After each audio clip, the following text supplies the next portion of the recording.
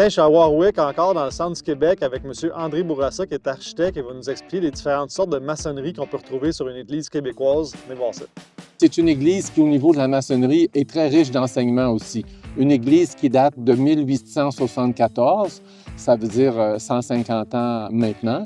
C'est quand même appréciable.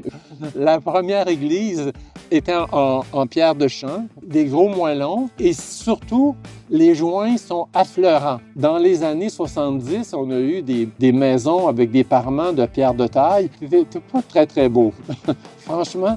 Mais avec le joint affleurant, ça passe beaucoup mieux et évidemment, l'eau pénètre moins. Alors que sur l'arrière, on a un transept qui a été ajouté. Le transept, c'est la partie transversale à l'église qui donne sa forme en croix. Alors là, on a un appareil en pierre de taille, mais le transept n'est pas d'origine. Ça a été fait ultérieurement, ainsi que la pierre de taille de la façade, qui a un autre type d'appareil. Vous voyez, c'est de la pierre de taille avec des formes régulières, mais ce n'est pas la même façon de poser la pierre. Et vous voyez, il y a eu des réparations importantes parce qu'il y avait un manque de solidarité entre le clocher et le corps principal de l'Église. C'est ce qu'on voit, absolument.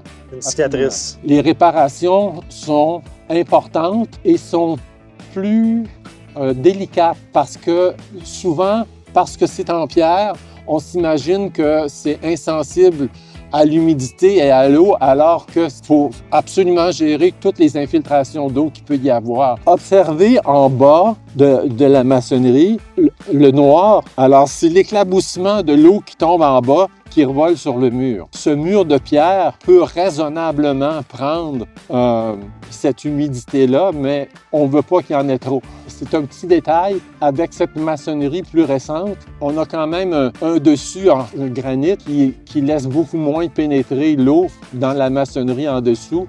C'est pas toujours ça qu'on a.